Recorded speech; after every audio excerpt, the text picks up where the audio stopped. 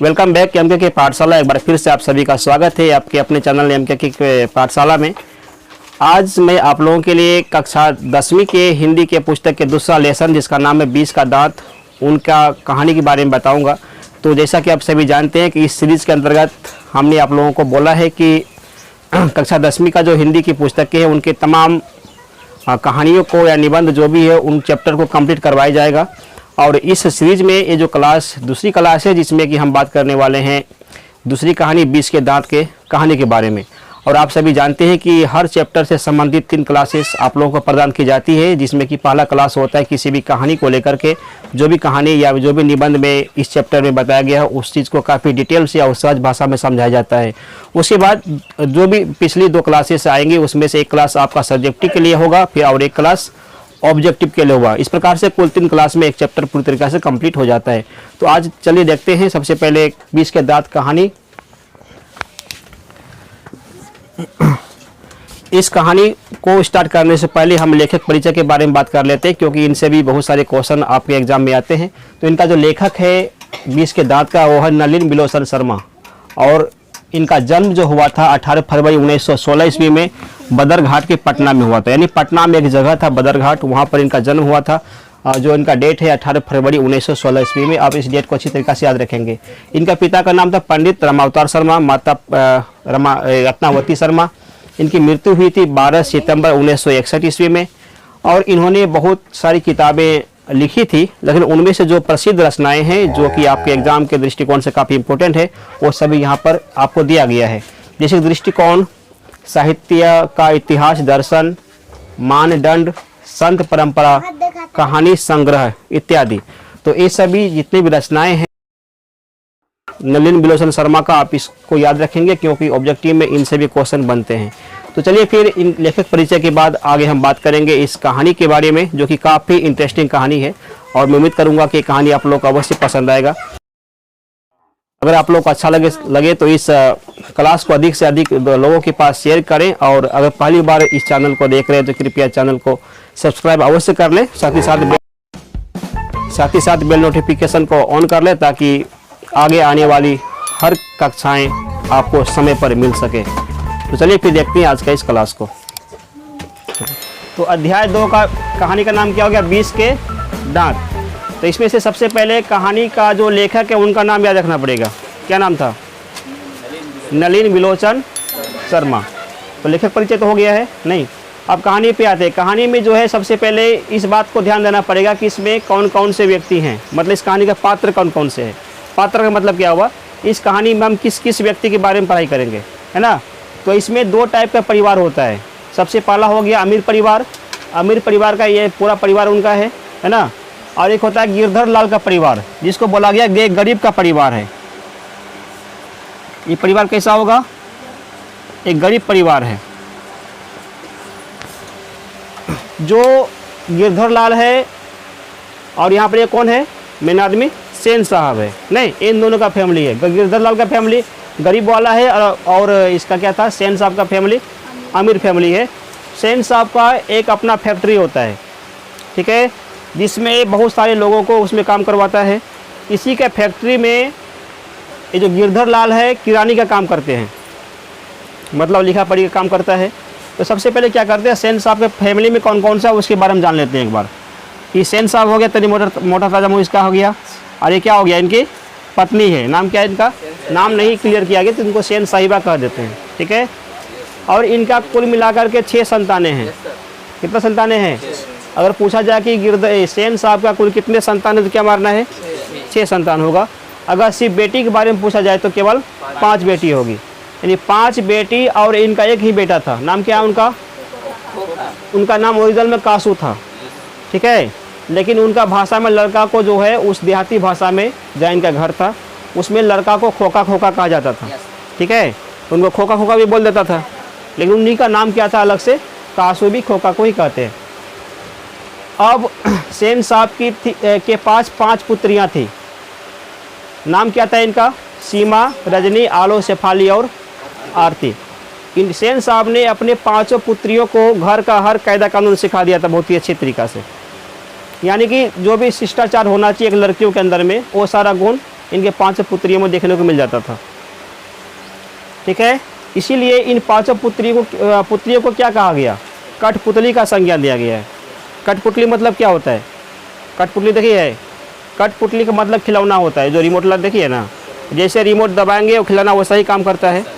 इसका कहने का मतलब हुआ ये 5 लड़कियां ऐसी लड़कियां थी जो भी बात इनके माता पिता के द्वारा कहा जाता था बिल्कुल उनको मानती थी। उनके कहना 1% भी ऐसा नहीं होता था कि उनका बात नहीं माने, है ना। इनके जो है इन 5 पुत्रियों को हंसने के लिए पाबंदी लगा दिया गया था कि कोई भी आए तो नहीं हंस सकती है। बुझा गया? चुपचाप अच्छा बैठे रहना, बेसी हबर नहीं बोलना है ना। जो जहाँ तक कुछ पूछा जाए उतना ही जवाब देना है, उससे ज़्यादा जवाब देने की कोशिश मत करना, और फालतू का इधर उधर भटकना भी नहीं है। ठीक है, बिल्कुल ही संभाल के रखा था। किसको? 5 पुत्रियों को। कौन रखा था? सेन साहब। लेकिन जितना नियम कारा रखा था अपने बेटियों के लिए उतना ही छूट छोड़ दिया था। किसके लिए? खोखा के लिए। यानी अपने बेटों को जो था ये सेन साहब बिल्कुल ढीला छोड़ दिया था। ये कुछ भी करे, मनमाना करे, इससे इसको कोई फ़र्क नहीं पड़ता था। बुझा गया? यानी कि बोला गया है, इसीलिए बोला गया था कि खोखा जो है जीवन के नियम का अपवाद था। मतलब जो भी इंसान के जीवन में जो नियम होना चाहिए उन नियमों से क्या था, बिल्कुल अलग था, है ना। इसके लिए कोई भी नियम कानून मायने नहीं रखता था, जो मन में आता वही करता। और इनका जो पप्पा था सेन साहब, इनके हर काम में इसको अच्छे नज़र आता था। ख़राब भी करता था तो बोलता नहीं मेरा बेटा अच्छा काम कर रहा है। बुझा गया? ऐसा इसीलिए क्योंकि 5 बेटी में एक ही बेटा था, नाम उनका क्या? खोखा। और एक बेटा किसी हुआ तो वो नहीं करेगा था, उजरिया टाइप का, तो बिल्कुल उजरिया बन गया था, उदंड बन गया था, क्योंकि 5 बेटी में बस एक ही बेटा था उनका। बुझा गया? तो यानी इनका बहुत ही मान सम्मान प्यार मोहब्बत बहुत ही होता था घर परिवार के द्वारा। किसको? खोखा के साथ में। इसीलिए इनको कभी भी एक झापड़ कोई मारता भी नहीं था, नहीं इसे कोई डांटता भी नहीं था, इसलिए बिगड़ गया था। और सेन साहब के पास एक अपना कार होता है। ठीक है, इस कार का नाम क्या है? स्ट्रीमल इंड। कार का नाम कई बार पूछता है कि ये जो कार था सेन साहब का कौन सी कंपनी का था, तो स्ट्रीमल इंड नाम याद रखना। कितने रुपये की कार है?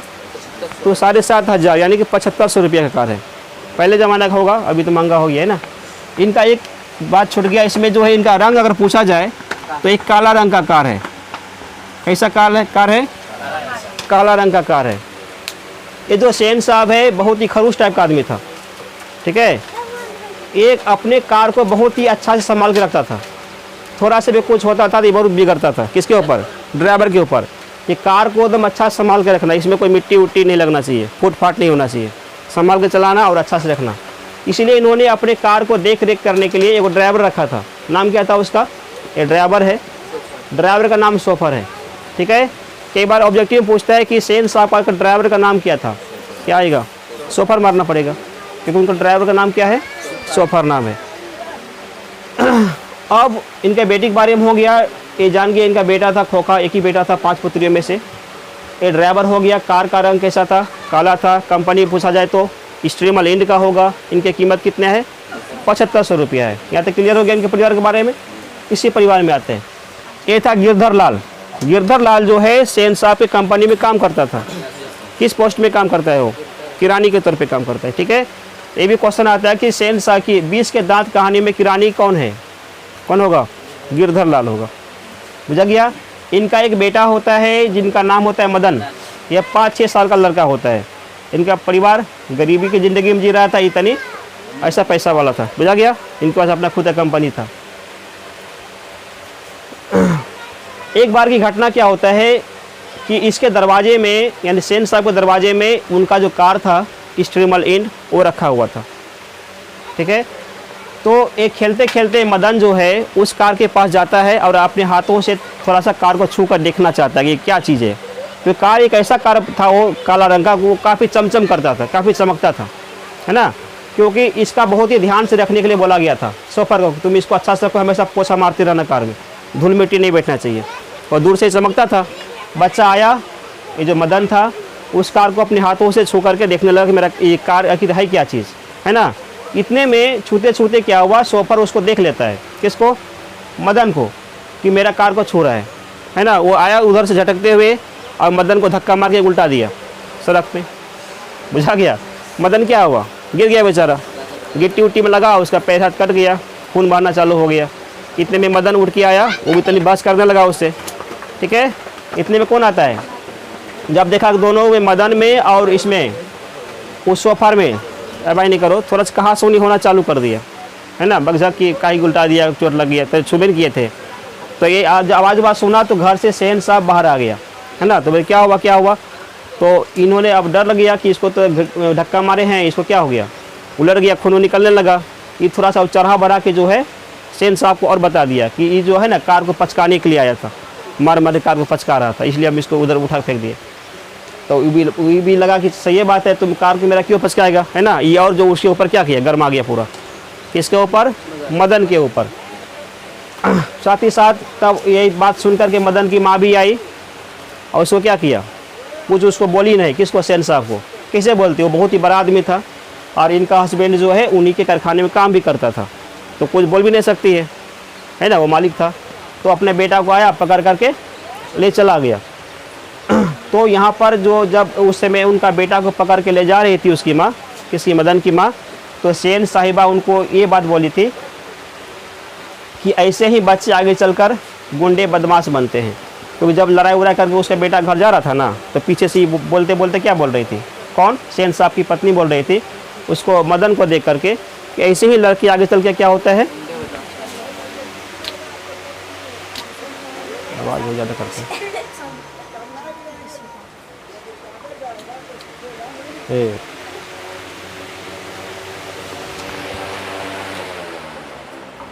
याद नहीं आता है, ज़्यादा आवाज़ आ रहा था उससे, 2 मिनट की बात है। देखो अब क्या हुआ इसमें, ऐसे ही बच्चे आगे चल के गुंडे और बदमाश बनते हैं, कितना कथन था, सेन साहब की पत्नी बोली थी, किसको, मदन को, ठीक है। एक क्वेश्चन पूछता है कि ये कथन, ये बात किसने कही थी, 4 ऑप्शन देगा, कोई नाम का, किस में मारना है, सेन साहब की पत्नी वाला, यानी कि सेन साहिबा में मार देना, ठीक है। किसके लिए कहा गया था, मदन के लिए कहा गया था, या तो क्लियर है। अब इसको मदन को लेके चला गया उसकी मम्मी घर। अब शाम को काम करके फिर गिरधर लाल अपने घर को आता है, नहीं, सारा घटना को पता चलता है कि मदन ने आज मेरे मालिक की कार के साथ ऐसा ऐसा किया। तो उसको काफ़ी गुस्सा भर जाता है, किनको, गिरधर लाल को, कि हम जिसके कंपनी में काम करते हैं तो मालिक के साथ ऐसा क्यों किया, कहीं हमको निकाल उकाल दे फिर दिक्कत ना हो जाएगा, है ना। तो बड़का पेंठी बनाया, बहुत ही 2-3 हट का, दिया, जितना देने का मन था पूरा भरपूर दिया, किसको, मदन को खूब मारा, है ना, कि तुम क्यों झगड़ा, क्यों कार छूने के लिए जाता है। तो रात में जब मार रहा था, उसका घर उसके बगल में ही था, उसका किसका, सेन साहब का। जब उसका घर में मदन को मार लग रहा था, तब इनका आवाज़ जाता था सेन साहब के घर में, है ना। तो कि बहुत ही रो रहा है, फिर भी उसको कोई बचाने के लिए नहीं आता था, बहुत ही खरूस टाइप का परिवार था, अमीर ज़रूर था लेकिन इंसानियत इसके अंदर नहीं था, किसके अंदर, सेन साहब के अंदर में। इसकी पत्नी और उल्टे क्या बोलती है अपने घर से, अपने घर में बरबराती है, अपने हस्बैंड के बोलती है कि देखो कौवे की तरह काँव काँव करता है भिखमंगा, मुझे रोता था ना घर में, तो क्या बोलती है, कौवे की तरह काँव काँव करता है भिखमंगा बोलती है, और बोलती है कौवे की तरह काँव काँव कर रहा है, मार लगता है तो, है ना। तो ये भी कथन किन का है, ये भी कथन सेन साहब की पत्नी का है, किन के लिए है, तो मदन के लिए है, ठीक है। उसके बाद सारा मामला तनी मनी शांत होता है। फिर एक घटना होता है कि सेन साहब के यहाँ पर उसके मित्र उससे मिलने के लिए आते हैं। उसके मित्र में पत्रकार लोग भी रहते हैं, ठीक है। तो वो लोग जो है सेन साहब के यहाँ पर मिलने के लिए आ गए, वो अपने कार लेकर के आते हैं। जैसे 2 कार था ना एक्स्ट्रा में, एक कार उनके मित्र का कार है। सेन साहब के मित्र जो पत्रकार थे वो इनके घर किसी काम से मिलने के लिए आते हैं और अपनी कार को दरवाज़ा में रख करके बातचीत करते हैं दोनों, सब अपने दोस्त सब उसके घर में, सेन साहब के घर में, है ना।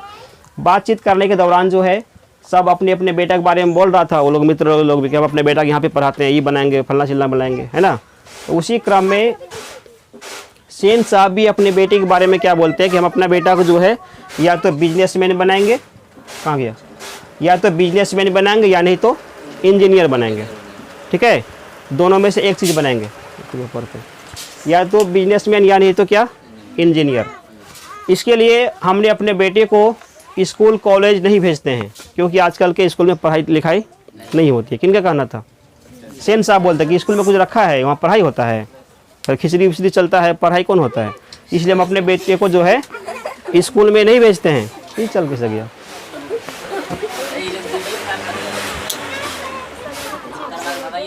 वो ज़्यादा शोर करते हैं। आए बात समझ में? तो ऐसे क्या बोला कि स्कूल में पढ़ाई नहीं होने की वजह से हम अपने बेटे को स्कूल पढ़ने नहीं भेजते हैं। तो क्या करते हैं, घर में ही पढ़ाते हैं। किससे पढ़ाते हैं? तो उनके यहाँ में एक मिस्त्री काम करता है, कारपेंटर या बढ़ई। इसका मतलब क्या होता है? एक ऐसा मिस्त्री है जो लकड़ी का नहीं कुछ बनाता है, कुर्सी वगैरह, चौकी की, पलंग वगैरह सब। तो उसी को बुला करके अपने घर में रखा है, काम करवाता है, उसी को सिखवाता है। किसको? अपने बेटे से, है ना। यही सीखेगा ना तब ना मेरा बेटा क्या बनेगा, इंजीनियर बन जाएगा। क्या वो देखिएगा कैसे कैसे होता है, ठोक ठाकी, दिमाग खुलेगा उनका। तो स्कूल कॉलेज मतलब कि बंद करवा के घर में यही काम करवाता है, बोलता है कि मेरा बेटा को क्या बनाएंगे, इंजीनियर बनाएंगे। तो वो लोग, पत्रकार लोग समझ गया ये जैसा बाप वैसे बेटा भी इसका भी है, नहीं है। मतलब घर में काम करवाता है, बोलता है क्या बनाएंगे, इंजीनियर बनाएंगे। तो उससे मुँह लगाना बेकार है ना है। तो उससे फिर बहसबाजी नहीं किया, छोड़ दिया। इसी बीच उनका बेटा जो नालायक बेटा था, नाम इनका खोखा था, हवाई नहीं कासू था। वो दिन भर इधर उधर भटकते रहता था, खाने टाइम में खाना खाता था, फिर घर से बाहर, ठीक है, उजरिया टाइप का था वो। तो उसी प्रकार से खेलते खेलते दरवाजा में आया, देखा कि दूसरा कार लगा हुआ है ना। वो आता है, पूरा कार को क्या करता है, ये हवा खोल देता है, सुई सुई करता है, उसे मज़ा आता है। यानी खोलता है लगाता है, खोलता है लगाता है, सुई सुई करता है, तो बहुत मज़ा आता है। ऐसे करके हवा खोल दिया पूरा, ठीक है। और ये वो कार में क्या किया, देखा तो यहाँ में जो होता है ना हेडलाइट, ये बोलता है ये कौन चीज़ चमकता है, ये कटोरी हम कैसे लगा दिया, ये दही हुई खाने की कटोरी है। कटोरी को निकालने लगी, टिलिया उसे फोड़ फोड़ कर निकाल रहा था। किसको? ये जो हेडलाइट होता है कार का, अवतल दर्पण है ना, उसका फोड़ फाड़ के क्या किया, चकनाचूर कर दिया। तब फिर जब उनका दोस्त लोग अब घर जाने का उनका जब टाइम आ गया, तो बाहर निकलता अपनी कार के पास, की कार में चढ़ेंगे तो देखता है कार का बुरा स्थिति है। किसी कार का टायर का हवा ही पूरा निकल गया है ना, और किसी टायर का हेडलाइट ही फूटा हुआ है।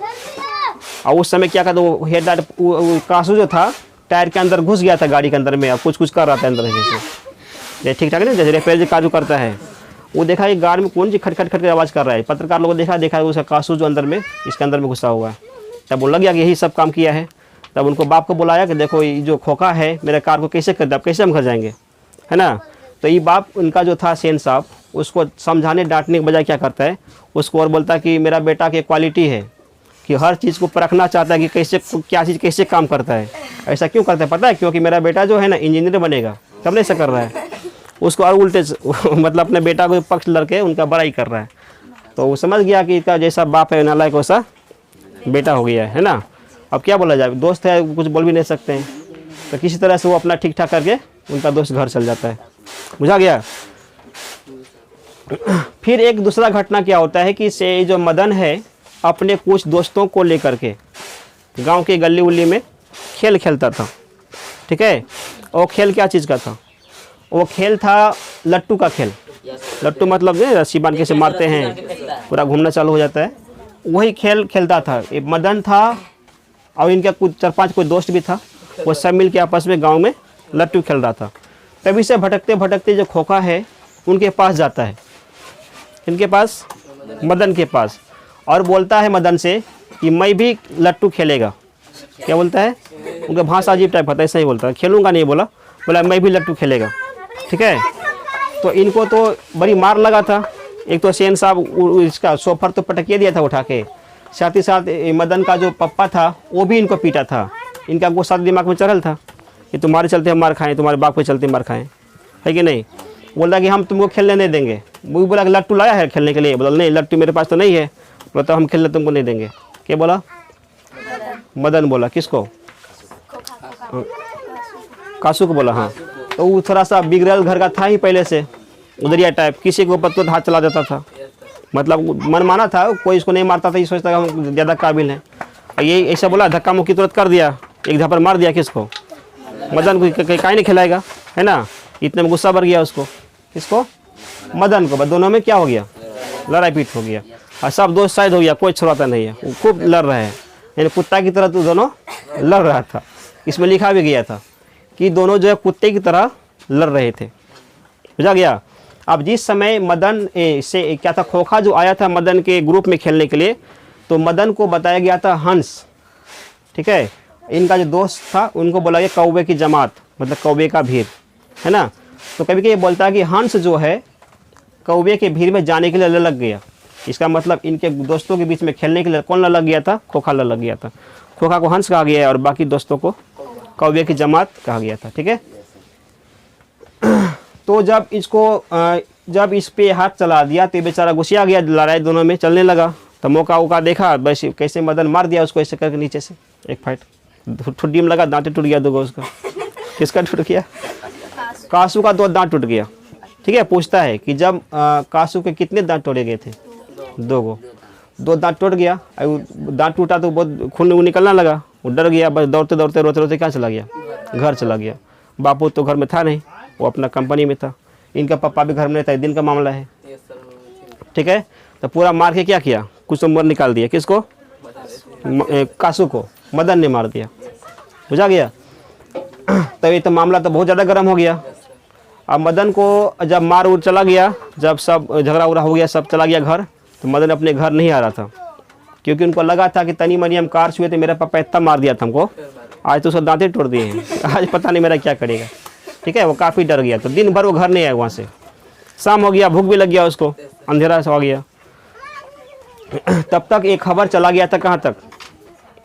उसे कंपनी में चला गया जहाँ पर मदन काम करता था, यानी कि सेन साहब की कंपनी में। तो वहाँ पर बहुत ही झगड़ा उगड़ा हुआ। किससे? मदन से और मदन नहीं, गिरधर लाल से और सेन साहब से, और उसको काम से निकाल दिया। जब दांत तोड़े तो काम कराएगा उससे? एक काम करो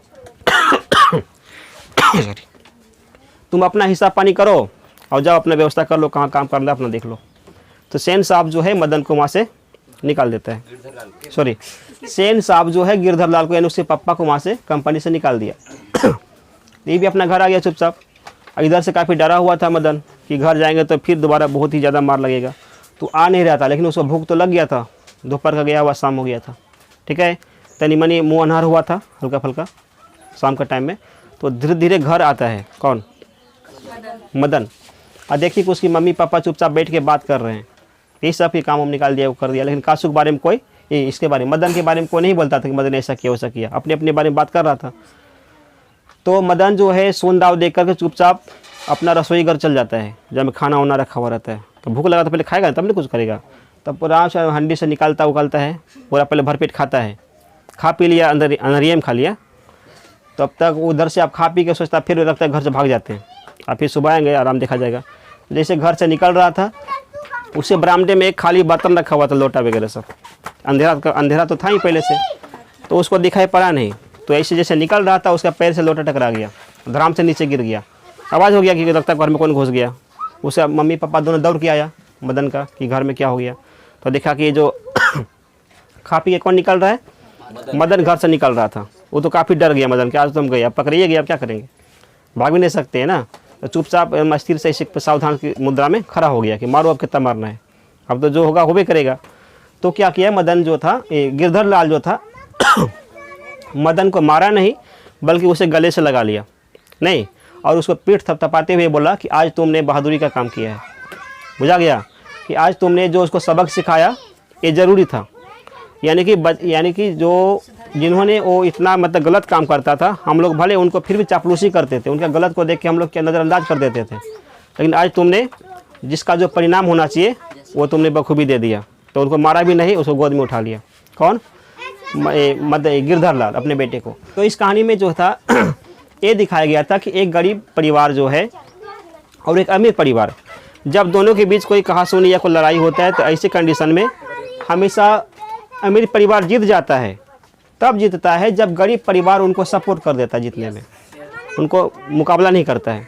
ठीक है, लेकिन जब वही झगड़ा जब एक छोटे बच्चे में होता है, तो बच्चे को नहीं पता होता है कि हम गरीब हैं कि तुम अमीर हैं। उसको क्या पता है? वो तो दोस्त सब एक हो जाता है, तो ही पता है तुम कितना बड़ा हम कितना छोटा हैं। वह जो जिधर मौका देखा, जिधर गलती देखा, उधर ठूस दिया। नहीं, ये झोंक में क्या किया, मदन जो है कासू को मार दिया। अगर मदन को पता होता कि कासू अमीर बाप का बेटा है तो मारता उसको, कि मेरा पापा उसे कंपनी में काम करता है, मारता हो, वो भी तनी मनी सा करा जाता। लेकिन इनको अमीरी गरीब से मतलब नहीं होता है। तो यहाँ पे कौन जीत गया? मदन जीत गया, क्योंकि इसको अमीरी गरीबी से मतलब नहीं होता है। इस कहानी के माध्यम से लेकर यही बताना चाहता है कि आदमी को अभी अमीरी गरीबी को लेकर नहीं चलना चाहिए।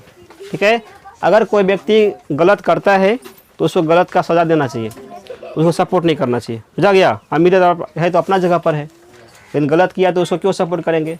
और यहाँ पर ड्राइवर भी जो था वो एक गरीब ही था, लेकिन फिर भी खोखा को क्या किया, वो अपने अमीर के घर में काम करता था, अपने आप को रहसी समझ लिया, धक्का मार के उसको उल्टा दिया।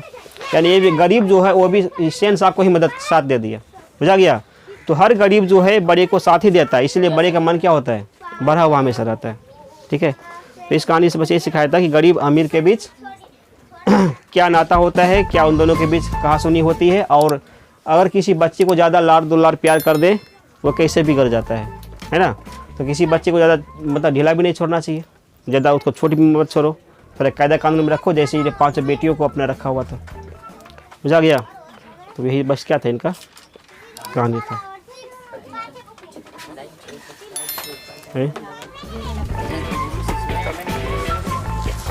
आगे समझ में। तो इनका जो क्वेश्चन आंसर कल करवा देते हैं, टाइम ज़्यादा हो गया तो ठीक है।